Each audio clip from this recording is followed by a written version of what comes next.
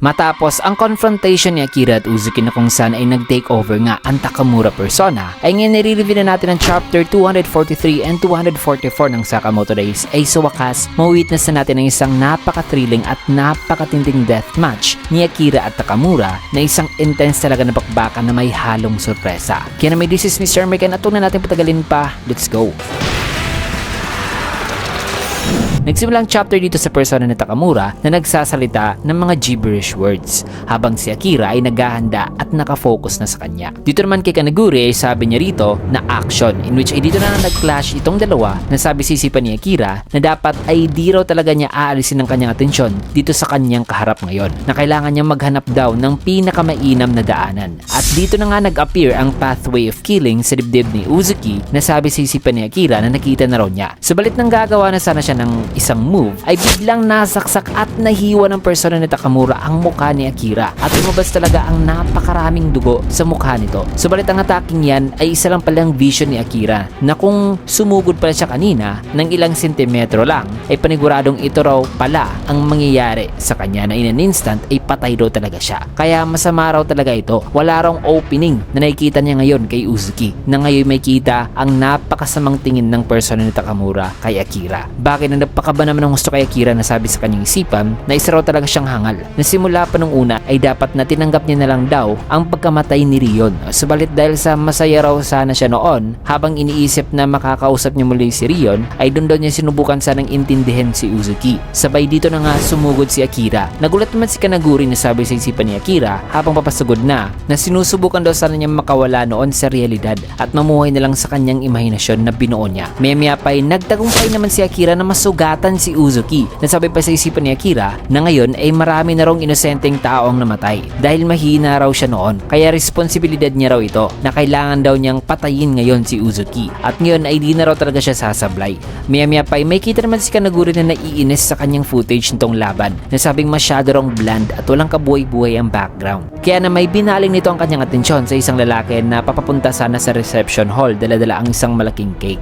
Nasabi naman ni Kanaguri na ang hotel wedding hall daw. Sabay sinabihan niya ang lalaki na maaari ba raw niyang gamitin ang cake. Nasabi pa niya na bakit napaka-plain daw ng cake na ito, na magbabayad daw siya ng kahit ilan pa para maihatid lang daw nila dito ang isang pinaka-deluxe type daw na cake decoration nila. Nasabi naman ng lalaki na so isang premium client daw ito. Sabay sabing yes sir. Dito naman kina Akira ay may kita na nakagante ang Takamura persona ng 3 slashes na buti nila na iwasan ni Akira na ngayon nagsastruggle na. May kita naman ang Takamura persona na nagpakawala ng mga napakarami pang slashes habang si Akira ay ginagawa nito ang kanyang makakaya para maiwasan ang lahat ng yan. Subalit nagalusan pa rin siya. Nasabi sa kanyang isipan na wala na raw siyang time na makita ang lahat, ang pathway to kill habang iniiwas-iwasan niya ngayon ang napakaraming attack. Matapos yan ay sinabihan naman siya ni Kanaguri na maboboard daw ang audience kay Akira dito. Kaya kailangan daw nila ng isang jaw-dropping na mga dynamic moves mula kay Akira na ang bida ng pelikula. Napasabi naman si Akira na sapagkat habang nagsasalita si Kanaguri nasabing ang footage daw na ito ay hindi raw magpapamangha sa mga audience ay may kita naman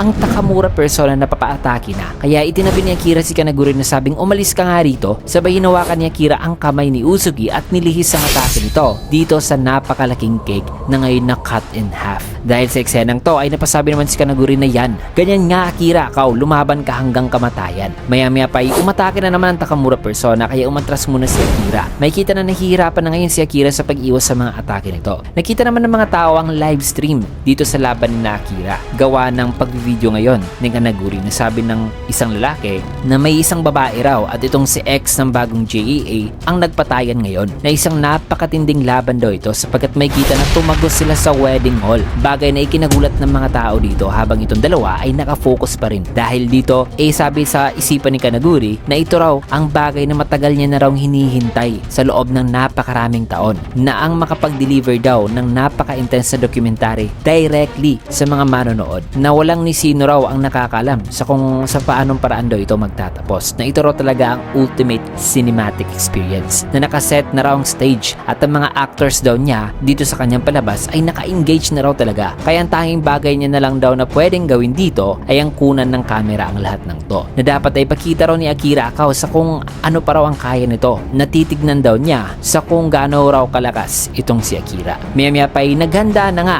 ang Takamura persona na in a split second ay nasa likod na pala siya ni Akira, na sa paglingon ni Akira ay hinawakan naman ng Takamura persona ang mukha ni Akira at pinned down siya dito. Sabay diniin niya ng gusto ang kanyang kamay. Nasabi sa isipan ni Akira na dudurugin raw nito ang kanyang eyeballs, kaya ay kinagat niya ang isang daliri nito at pinutol niya dahilan na nagawa ni Akirang makawala. May kita naman na putol na nga ang hintuturo ni Uzuki na ngay linuwa ni Akira. Nagalit naman dito itong Takamura persona at sumugod na naman kay Akira, subalit nakita ni Akira ang bride and groom na nasa kanyang tabi. Kaya ay imbis na umiwas ay pinatabi niya muna itong dalawa dahilan na tinamaan siya ng slash itong Takamura persona, bagay na nagpagulat sa mga nanonood ngayon ng live stream. Sabi naman ni Kanaguri na malapit na raw itong matapos sapagkat may kita na bagsak na si Akira at duguan. Sabi sa kanyang isipan na ang sakit daw, na nanlalamig na raw siya at natatakot siya, subalit hindi raw siya pwedeng sumuko ngayon hanggat sa hindi pa raw tapos ang lahat ng to. Kaya hinagis naman ni Akira o ibinato niya dito kay Uzuki ang kanyang kutsilyo na hindi naman tumama, kaya itinignan lang siya nito. Subalit ang pinunteriya pala ni Akira ay ang chandelier pala na ngayon papahulog na dito sa kanila, na nanggagalaw pa sana itong persona ni Takamura ay dito naman hinigpitan ni Akira ang kanyang pagkakahawak sa paa nito dahilan na nahulog sa kanila ang chandelier. May kita naman na nagsimula na ring masunog ang buong hall o itong paligid mula sa apoy na nasa kandila. Sabi naman sa isipan dito ni Kanaguri na kahit gaano pa raw katalented ni Akira pagdating sa pagpatay, kung ang kaharap nito ay itong napakalakas talaga na individual, ang lahat ng talento na yan ay wala raw palang silbi. May kita naman na hinang-hinana ngayon si Akira, sabay dito na nag-narrate itong si Kanaguri na sabing binawi raw sa binibining ito ang kanyang tiyahin, na makakapaghiganti pa ba raw kaya ito, na maliligtas pa ba raw kaya itong si Akira, na ang bawat pag-atake raw ni Akira ay may dala-dala raw sanang sagot sa mga katanungan, subalit sumablay daw ang atake nito na di umabot sa kalaban. Nasabi pa sa isipan ni Kanaguri na ang ganda, isang tragic daw pala ito na istorya, na isang magandang kamatayan daw ito para kay Akira Akao. Na ano raw kaya ang iiwan ni Akira sa kanila sa huling eksena nito. Matapos yan ay habang di na makagalaw itong si Akira at nakatingin na sa kanya si Takamura o itong Takamura persona, ay bigla namang nagsalita si Akira na sabing, ikaw, sinabi ko na nang tatapusin na sana siya, ay bigla namang hinila ni Sakamoto ang buhok nitong si Uzuki. So just in time ay dumating na si Sakamoto na sabi kay Akira na nagkita na naman daw ulit sila, at gamit itong ballpen ay dito na sinaksak ni Sakamoto si Uzuki na napaubo ngayon ng dugo. May kita naman na unti-unti nang nawawalan ng malay si Akira habang si Kanaguri ay gulat na gulat. Humingi naman ng paumanhin si Akira kay Sakamoto. Nasabi naman ni Kanaguri na imposible. Bakit nandito ka? Isa na sana itong perpektong pelikula. Nasabi naman si Sipa ni Kanaguri masama raw ito. Kung ang matabang lalaking to na kagaya raw ni Sakamoto ang magpapakita, ay paniguradong papangit to talaga ang cinematic experience ng mga nanonood ngayon. Maya-maya pa'y may isinulat naman si Sakamoto sa harap ng camera o sa camera mismo ni Kanaguri.